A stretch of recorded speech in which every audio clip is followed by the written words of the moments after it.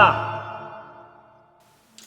Hey everyone, Hassan here. Welcome to the world of Ha. Today, I have a special video for you. This is my review of Saban's Power Rangers, the brand new Power Rangers movie in theaters now. And I have a lot to talk about with this movie. So I know you guys have been waiting, you guys have been wanting to hear my thoughts, and I've been gathering it all. I've been making notes on my phone so I don't forget anything. And so I want to talk about this in great detail. But there may be some of you that have not seen the movie yet. So the first part of this video will be spoiler free. I'll just be giving general thoughts about the movie, no spoilers, and then I'll let you know, I'll give you a big spoiler warning, and then I'm going to delve full on into all the spoilers. So I want to get into detail and talk about a lot of different things, so just letting you know, we're going to start off with some general spoiler-free thoughts and then dive right into full spoiler-filled details, and it's going to be great.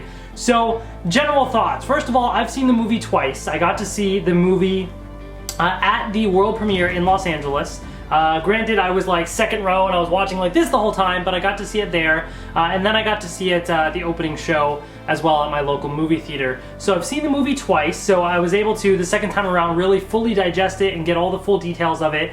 And by the way, I just want to also preface this video by saying, I know obviously I'm biased in the fact that I clearly love Power Rangers, as you can see, but I also want to let you know that these are my true, honest opinions, and I'm approaching this review from the perspective of a fan, because I am a fan of Power Rangers from the beginning, and I can't just remove that from anything. Like, that's very much a part of me, and very much a part of my thoughts going into the movie, and while I'm watching the movie, and afterwards, so I can't remove that from the equation, but these are absolutely my honest thoughts, and I'll tell you if I didn't like something. Power Rangers Ninja Steel, the current season of Power Rangers, not really feeling it so far, so, you know, I'm totally willing to say if I don't like something.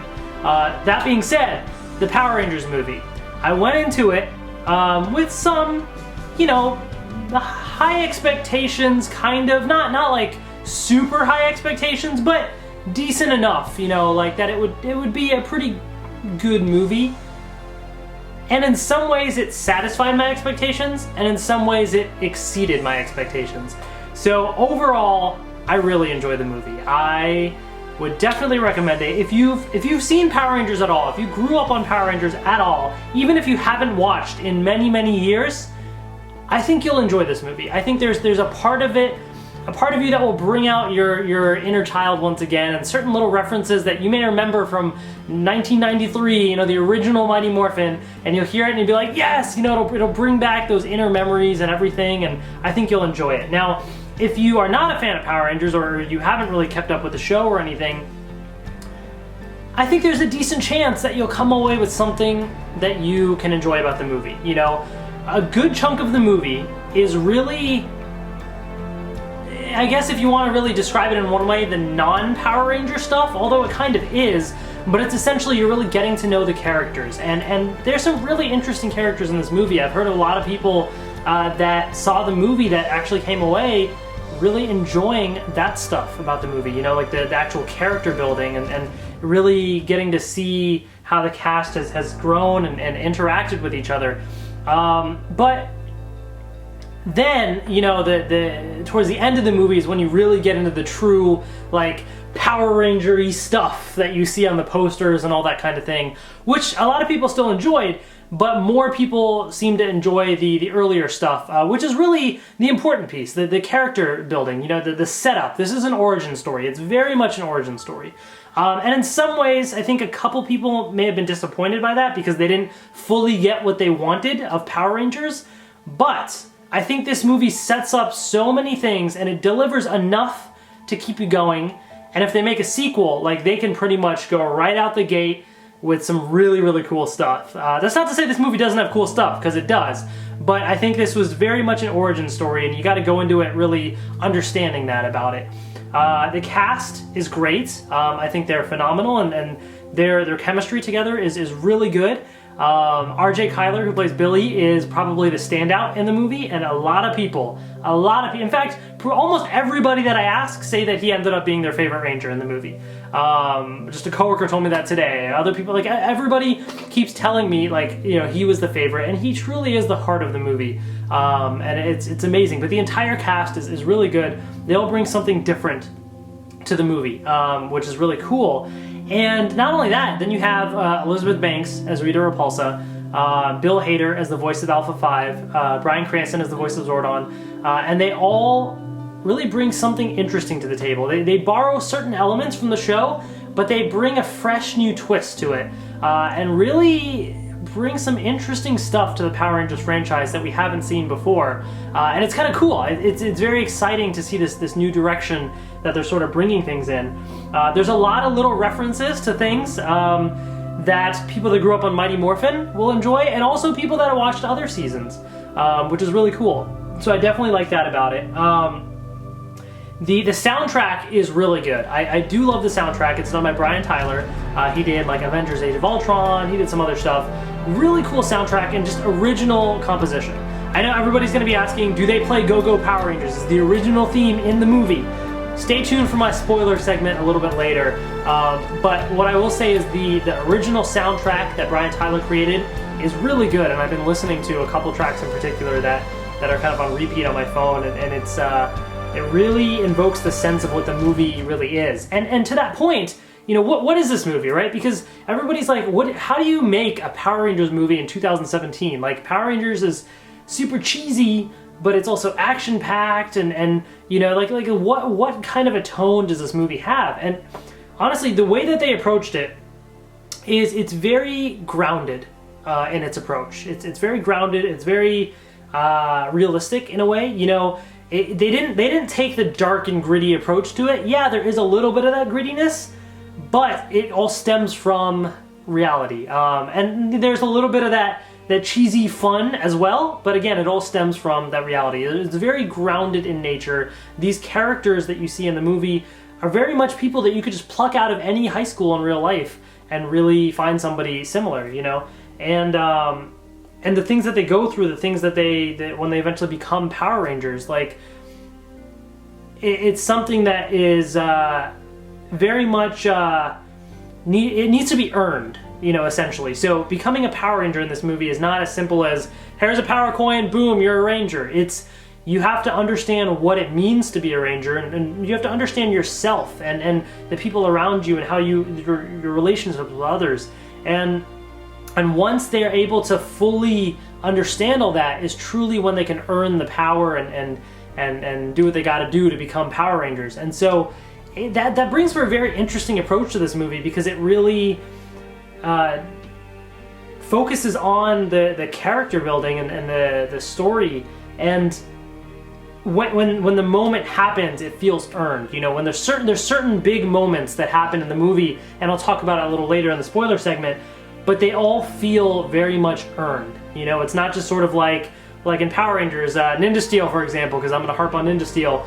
You have the Ninja Nexus Prism, and it's like, oh my gosh, there's a brand new Power Star out of nowhere that gives you a brand new Zord. Oh my gosh, amazing. Like, it just doesn't come out of nowhere. Everything in this movie comes from something. There's a purpose to it, and that really helps it a lot, because otherwise, you know, I think there's a lot of people that could come see this movie and come away from it like just disconnected from it, but the fact that it's very grounded in reality and everything feels earned, and the Rangers have to work for things, that really gives you a better connection to the characters and to the story, I think, and that really helps it a lot. I will say that, you know, the first time I saw it in the premiere, obviously everybody's going to be clapping and cheering, but when I saw it in a movie theater, there were certain moments that people were really excited about, and I'll talk about that more in detail later, but I think there's definitely some great big moments in this movie that people will be talking about for a while, and really, really cool. And I came away from the movie really excited for more. I want to see this movie again. I want to see what else they do with this franchise in the movie universe, and it's very exciting. So those are my general thoughts on the Power Rangers movie. So now we're gonna cut to spoilers. So spoiler warning: if you have not seen the Power Rangers movie, stop watching right now. And if you have seen the Power Rangers movie, you can continue. Or, I mean, I guess if you don't care about spoilers, you can continue. But basically, spoiler warning, this is it. I'm delving into the full details. Let's go right now. So, let's talk the Power Rangers.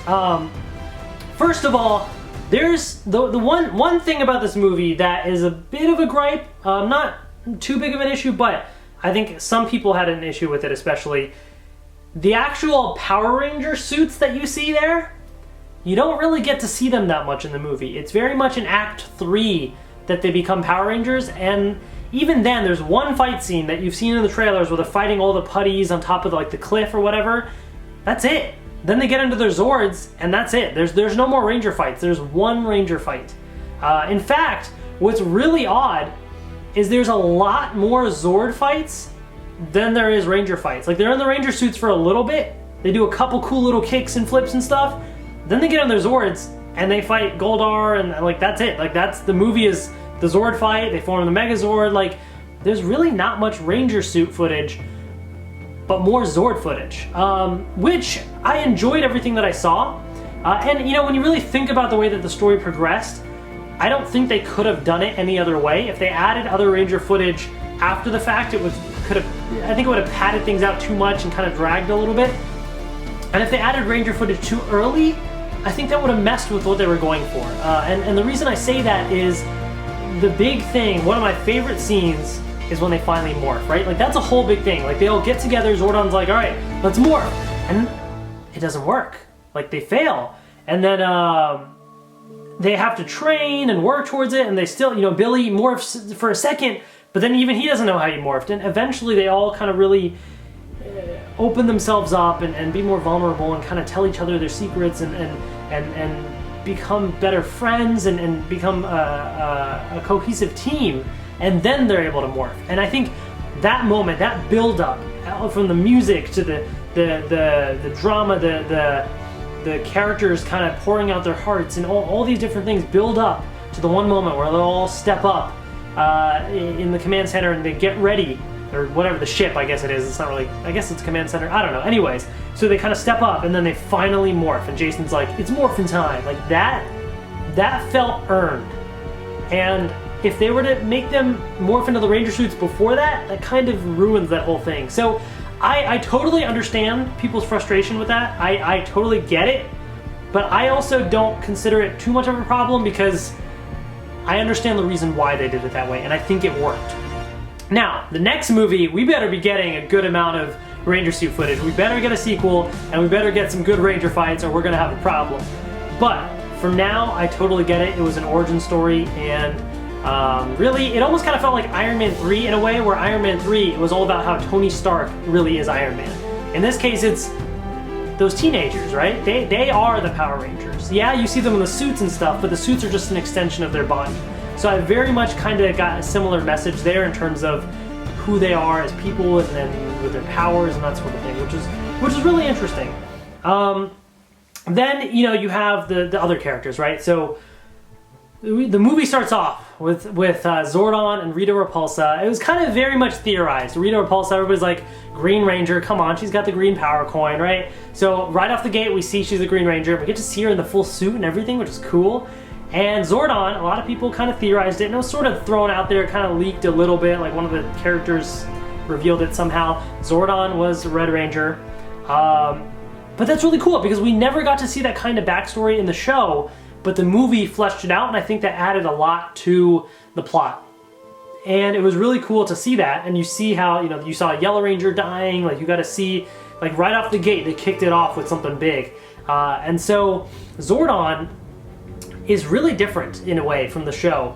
And it's, you know, in the show he was very much just there as a mentor, but he kind of was just there in the background, like guiding the Rangers. In this case, like, he really has a certain motivation, you know, like he initially was getting frustrated because he failed and he wanted to redeem himself and he wanted a chance to come back to life and he wanted to do things himself. He thought only he could do it. He didn't trust the Rangers. And so you really see him get like frustrated and angry, and you see an argument between Jason and Zordon. I was like, whoa, what is going on? And then eventually you see in his big moment, he brings back Billy when Billy dies instead of himself, and he kind of, you know, understands, and he says, you know, Jason, it's your time now, which is really cool. And I think that was a big moment for his character, and it's something that we really haven't seen of Zordon. And you know, I gotta say, I liked that part of it, but I really hope in the next movie, I hope they have a next movie we really get to see Zordon in more of that true mentor role. In this case, you know, he kind of was a mentor, but he was very much trying to force himself onto things in a way, you know, and trying to do things himself. So now that that origin or that kind of stuff is out of the way, I'm excited to see him truly become more of a mentor in the future. So it was a very interesting take on the character. Rita Repulsa, really cool. She, very dramatic, very, she was, you know, in certain moments a little cheesy in her style, but it was fun. You know, it was really cool. She did have her classic line, "Make my monster grow," which was great. Everybody at the movie premiere especially like clapped and cheered. I kind of expected her to use like the headache line, like, "Oh, I have a headache."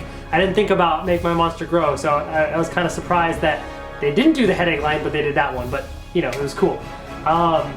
So she, very menacing, very interesting, and she really felt like a real threat in the movie. It was cool because there's the one scene where they kind of fight her unmorphed, and she's like kicking their butt and everything. And not only did she kill some of the Rangers in the opening scene, she kills Billy. Now obviously we know Billy's gonna come back to life, but like, she was more of a threat in this movie than Rita Repulsa on the TV show has ever gotten even close to. So it was really cool to see that take on her character.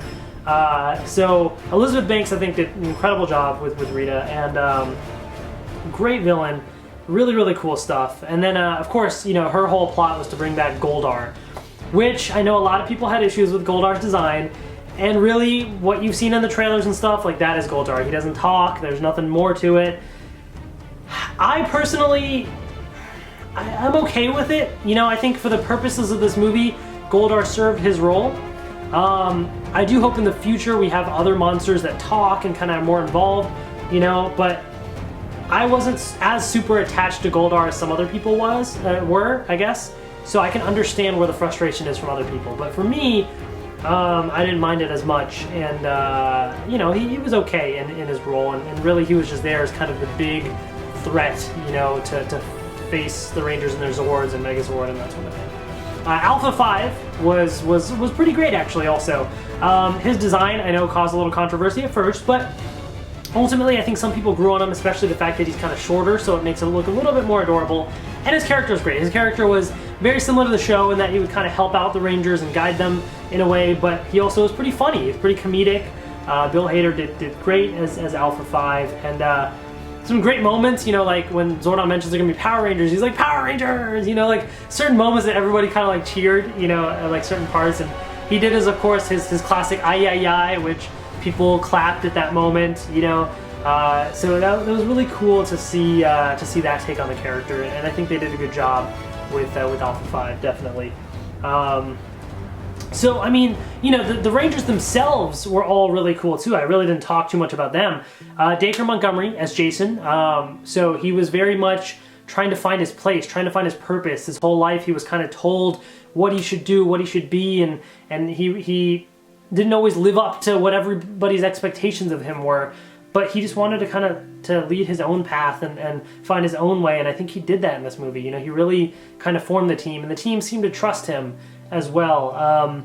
I think he did a great job as Jason and really brought kind of that leader, you know, feel to it. Like, he really was there and he really brought everybody together, and you know, he got to say the classic "It's Morphin' Time" line, which I also thought flowed really well. You know, there's certain things that they could do when you say a line like "It's Morphin' Time," like how does that fit?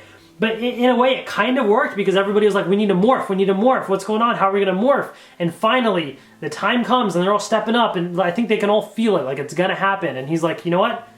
It's morphin' time, like we're about to morph, like it's time to morph, it's morphing time." But like the way he said it obviously was more like, "It's morphin' time," like classic, cool, but it worked in the context of the movie, I think, and that was great. I mentioned R.J. Kyler as Billy. He was amazing. Seriously, one of the highlights of the movie. He was funny. He was his character like really brought about some good intimate moments where really he kind of right off the bat, you know, he made you feel for the character. Where, you know, they kind of mentioned how you know, he may be like autistic a little bit, like, you know, he kind of like brought that element of the character to it, which was a little different, a different take on Billy than we've seen before, but it was really great, and he was such a pivotal character in the movie, his role was very important. You know, he was killed by Rita Repulsa, and he came back to life, but the way that it happened, like, all the characters really cared for him specifically, even though they argued amongst each other. Like, everybody loved Billy, and he really united the team and brought them all together, and it was really cool to see that. And RJ is super cool as well, the nicest guy. Got to meet him at the premiere and everything, and just, it was really cool to see his take on the character, and absolutely one of the highlights of the movie, and I think most people's favorites, definitely. And we had Becky G as Trini, and we really didn't get to see too much of Trini, or Zach actually for that matter, but what we did get to see was really interesting, and she was very much kind of like the loner type. In fact, you know, once they all got their power coins, they were like, come on, let's talk about it, and she kept trying to run off and do her own thing. But there's that scene at the campfire where she really opened up and you know, kind of said that she's still trying to figure herself out, and her, you know, her parents always throw labels at her and all this kind of stuff, and it really made you understand where she was coming from as a character, and to see her bond with the rest of the team was cool, especially the scene with her and Trini and Kimberly, and they're eating and they're training, but they're like throwing the food around with their forks and stuff like that. That made me smile so much. That was so great. So I really hope we get to see more of Trini in the future, but we got a nice solid foundation for her character, and I thought that was really cool. And then Zach was the other one that we didn't get to see too much of, but what we got to see was really cool, you know, with his mom that he was caring for, who was sick. And I think, you know, he kind of was like the cocky, like, arrogant character at first, in a way where, you know, like, people would tell him, like, stop doing something, but he wouldn't listen. He would just keep doing it anyways. But eventually, you know, he really, I think that campfire scene, that was truly an amazing scene where they all just kind of opened up and talked to each other. And it really made you feel for him as a character, and he immediately, like, started opening up and saying, like, you know, like, his stuff about his mom, and how he's like, you know, being with you guys is really good for me. And that like hit me. I was like, oh my God. I will say, there are multiple moments in this movie that I definitely cried. Like, for various reasons, whether I was happy, I was sad, I was whatever it was. The campfire scene was one of them. That line about, like, you guys are really good for me. And that hit me, man. It's like almost like making me tear up just thinking about that. Like, that was a powerful thing. And other great moments too, like when they morphed, that, boom, tears. I couldn't handle that one. And he was a really great character, really cool. And I thought Ludi Lin did a great job portraying Zach in this movie. So then we have Naomi Scott as Kimberly, and so she was very interesting because we got to see right off the bat kind of how she was as a character, but she didn't really open up until much later. She came to Jason later and kind of opened up to him a little bit and explained, you know, her side of the story, and, you know, what she did was really mean. And if you kind of take that as, you know, Kimberly was the popular girl, and a lot of times, you know, the popular ones are kind of the more bratty ones and this and that, right? So you kind of take that stereotype of it a little bit, and I guess you could say, you know, she did some mean stuff, and then she eventually realized that was wrong, and so that was kind of an important moment for that character as well, in her development. And so I thought she did, you know, a great job as Kimberly, and I thought, you know, she brought something really interesting to the character, and just her dynamic with the rest of the group was great as well. She had some great scenes with Jason. In fact, you know, everybody knows the scene in the trailer where they kiss and everything, and so everybody's thinking, oh, when's that going to happen? When's that going to happen? It's actually cut from the movie. There's actually multiple scenes that were cut from the movie. That is one of them, and I'm kind of glad that they did. You know, I saw the trailer and at first I was like, okay, like, you know, they're finally showing that, and they're really delving into that. But when you see the movie, I'm glad that they didn't. You know, they lay down some groundwork in that direction, but I don't think it fully paid off yet. I think that's for the future movie and that sort of thing. You know, I think right now it would have been too much. And in fact, I have the official, like, novel adaptation, which is based off an early version of the script, I believe. And so in here, they actually have that scene where they have the kiss. And so it essentially takes place, obviously, as we've seen in the bedroom scene, but it's after, you know, Jason says something like, you know, you did a bad thing, but that doesn't mean you're a bad person. You can be who you want to be. And so then she's like, in the novel, you know, she's like, well, who I want to be is a person that kisses you right now. And, like, I kind of read that and I was like, what? Like, that came out of nowhere. Like, it didn't fit. And so I'm glad that they cut that. I think they cut it from the test screenings, and I'm glad that people basically saw that. There were actually a bunch of things that were cut too. There's a scene in the trailer where they showed like the Black Ranger kind of sliding down a pole or something, like in the dark. So they cut that scene. Zach on a train, or at least they saw somebody training on a train, like a shadow of them. And so I assume that was Zach. They didn't show that in the movie. So there's a bunch of scenes that were cut, and I think what they did include, like the pacing kind of was pretty good overall. I think everything flowed well, and I'm glad that they edited the movie the way they did, because it definitely paid off. They did have a lot of references in this movie, which was really cool. So I mentioned a couple already. The Make My Monster Grow, all this other stuff. Obviously, the Zeo crystal, first of all, the fact that provides some kind of a life force for every planet.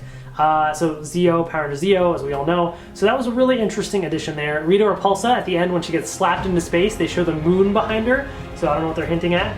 Also, I didn't catch this the first time around, but the second time around I heard it. They actually referenced at one point, somebody said something about like the intersection of Mariner Bay and Reefside. Mariner Bay being the city from Lightspeed Rescue, and Reefside the city from Dino Thunder, I think it was.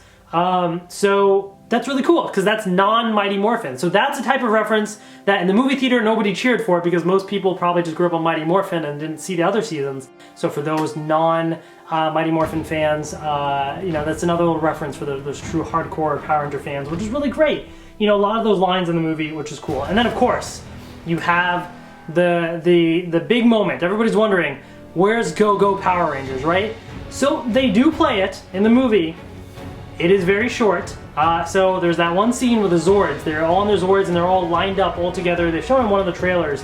Very, very classic kind of a scene with all the Zords lined up. And that's when you hear Go Go Power. You hear like, the main chorus right there. And it's very short. It's not very long at all. But right at that moment they play it. And it's the original from the '95 movie. Like, they didn't change it up, remix it. Like, that's it. There is an instrumental version that is new, that is played during the credits. And if you buy the soundtrack, the moment where they actually played the theme with the Zords, instead they have an instrumental version for that little segment there. So there is an instrumental version, but for the actual movie, they did the one with the lyrics and everything.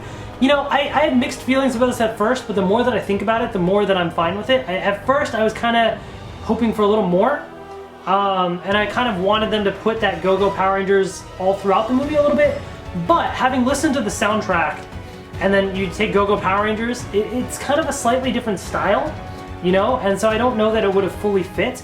Plus, if you throw in Go Go Power Rangers throughout the movie, that one moment, it doesn't have as much of that big payoff, And I think that's a really cool scene, because definitely in the movie theater, everybody clapped, both at the premiere, both when I saw it just in my local theater, right at that moment, because and I'm glad they did the lyrics and stuff too, because that's the classic Go Go Power Ranger, like it brings back all those memories. I'm so glad they included that, and I think if they would have did much more than that, it might have just overstayed its welcome a little and just not fit as well. It's one of those things, just like the Rangers not being in their suits that much, or the Go Go Power Rangers theme, like those things would have been nice to have more, but the way that the movie was structured, I don't think it would have worked as well if they included more.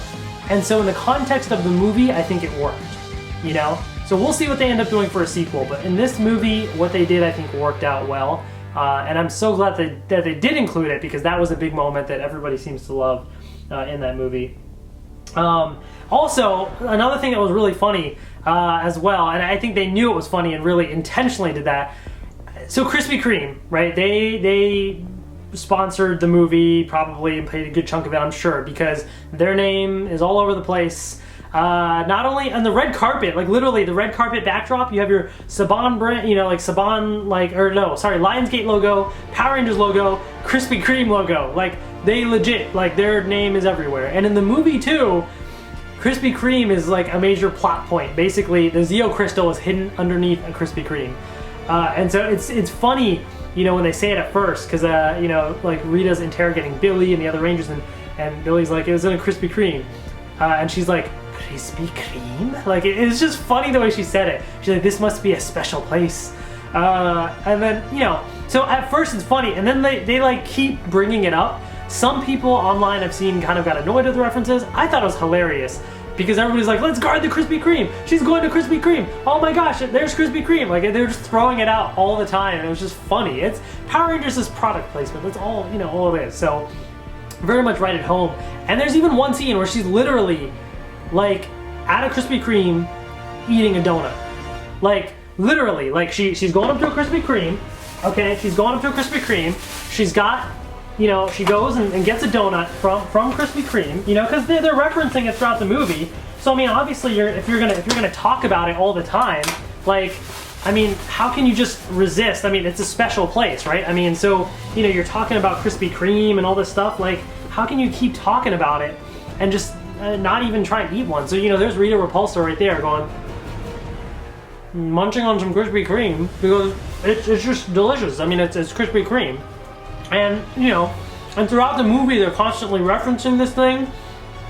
And, you know, they're like, you know, Kimberly's in her pterodactyl door, and she's like, I have to protect the Krispy Kreme, and they're all fighting against, like, it's great. It's great product placement, you know. I mean, it really makes you want to go and get some Krispy Kreme. I mean, you know, and granted, you know, it's blatant product placement, but it works. I mean, it's funny in the context of the movie. And it's also delicious. I mean, it's also, you know, pretty good. So I mean, you can't blame them, right? I mean, it's good product placement. So, Krispy Kreme, go check it out. They have Power Rangers movie donuts for a limited time. Pretty cool. So, anyways, also, like I mentioned kind of earlier in the review, everything in this movie felt earned. From the moment when they morphed, like that was a huge moment. One of my favorite moments in the movie. Because they really made the morph mean something. And the Megazord too, especially, you know it's gonna come. You know they're gonna make the Megazord, but they were in the Zords for a decent amount of time, and it wasn't until a pretty intense scene where they're all together being pushed down into this giant like pit, right? And there's fire and everything. Kimberly's like, can't breathe, and this and that. And then you get this touching moment from Billy, and he's like, thank you guys for being my friends. And I'm like, no, like it just got me. Like that, I'm almost like tearing up just thinking about that right now too. Like that, it was such a powerful moment. And then all of a sudden, you hear some like sounds and the music starting, and then you see like pieces of things kind of start to connect together, and then rising from the shadows is not the Mamazord, the Megazord, as Billy said. So you know they had to throw in a little joke in there too. But it was a big moment. Now, again, this was another moment that had a little bit of controversy where some people were like, I wanted to see the formation of the Megazord and this and that. And they really kind of hit it. You really didn't see the full, like, classic transforming nature of all the Zords combining. I hope if they do a sequel that we do get to see that, because that would be cool. But again, in the context of this movie, it worked because it was such a big moment. And they really made that Megazord formation mean something because they had to truly work together as a team, and it was like as a last resort, boom, combine, form the Megazord, and then they kick butt. And I like how at first the Megazord just trips. Like they have to first realize, okay, you got this limb, you got that limb, and that was also cool because usually we see all the Rangers in one cockpit, and that's it, right? And it's very much like they're doing like punches and kicks and sword slash, and somehow they're controlling a Megazord. But in this case, they were all separated out into separate limbs, and each controlling, like somebody's like, you know, I got a leg, and they're like, oh, I got a leg too, you know? So it was kind of funny, but it was really cool how they did that, and it really, again, highlighted the teamwork and all that part of it. And it was really cool how they brought everything together. I thought that was great. Again, like the crowd really reacted a lot to those big moments in the movie. Lots of great references, and there were cameos. So for people wondering, Jason David Frank, who played Tommy, the original Mighty Morphin Green, White Ranger, blah blah blah, and surprisingly, Amy Jo Johnson, the original Pink Ranger Kimberly. So the two of them had a cameo, and it was basically at the end of the scene, after the Megazord had won the fight, people were going up taking pictures or whatever, and you saw Tommy and Kimberly taking pictures. It was kind of like two brief clips. It was like a clip of them, and then a clip of maybe the Megazord, and then a clip of them again, in a crowd of people, but they were front and center. And that was cool, because again, people in my movie theater, my local theater, they clapped, like they saw it, and specifically the group of people in front of me, I remember they were really like reacting to certain parts when at the beginning when Rita Repulsa was the Green Ranger, somebody was like, oh my god, like pointing like you were right, and they were like like high-fiving each other and stuff. It was great. And then at that moment with the cameo scene, there was one person in particular in front of me, like they all cheered when they saw it, And then when they showed them again, somebody's like, oh wait, that's Kimberly too. Like they also saw that too. So like everybody was kind of freaking out about that, which was really cool, you know. It was great to see those characters back again with that little cameo, which is really cool. So overall, I mean, I think this movie, what it really does so well is it builds up these characters, really gives some purpose to everything, really grounds everything in reality, and everything feels truly earned and meaningful. And yeah, the last act, you know, is full more action and fun and that kind of thing, but it feels earned and after the first 2 acts kind of building up to it, you know? And I think the movie really did that well. I think this is really an origin story and a great origin story. I think a lot of people came away online looking at people's thoughts of the movie that they were actually kind of surprised at how much they liked it. And well, there's certain things that people may not have fully been satisfied on, like the full Ranger suits and all that, but that's what a sequel's for. You know, this was a truly important origin story and they did it well. Next movie they can delve into all that stuff, but this was truly important and I think they did it really well. And so I'm really happy with the way that it turned out, and I definitely recommend it. Go watch the movie. If you have not seen it already, go watch it. If you have seen it, go watch it again. I think there's something in here for everyone to enjoy, and I really enjoyed it, definitely. So I hope you guys go check it out. Yeah, I mean, it was definitely a really, really cool movie. So anyways, that's my review. I hope you guys enjoyed. I know this is a long video, but I had so much to say. I want to kind of get into all the details. I think I pretty much covered everything, at least that I wanted to say. There's always going to be certain other things out there, but let me know in the comment section below what you thought as well. I want to know what you guys thought about the movie. If you saw it or haven't seen it yet, are you going to see it? Let me know in the comment section below, because I think this is a really big moment for the Power Rangers franchise, and I'm excited, and it's a great time to be a Ranger fan. So hope you guys enjoyed my review. Thank you so much for watching, and I will see you later. Also, if you guys enjoyed the Power Rangers movie, there is actually an official graphic novel sequel. It's called Power Rangers Aftershock. Here it is. I just got it today from Amazon, so you can order it on Amazon. And this is it. This is basically supposed to, this serves as a direct sequel to the blockbuster film. So this basically picks up right after the movie ends, apparently. I have not read this yet, so I don't know what it's all about, but I'll show you one, you know, quick little sneak peek right here. Basically, like, look, the Ranger suits, like, that's pretty cool. So I'm excited to actually read this and see what happens, but if you can't get enough of this movie, if you really want to know more of what happens in this movie universe, boom, there you go. Unleash the power. This is it. Power Rangers Aftershock, the official graphic novel sequel. Go check it out and see how it is. It's available on Amazon. I just smacked myself in the face with this because I'm so excited to read it. So anyways, thank you so much for watching, and I will see you later.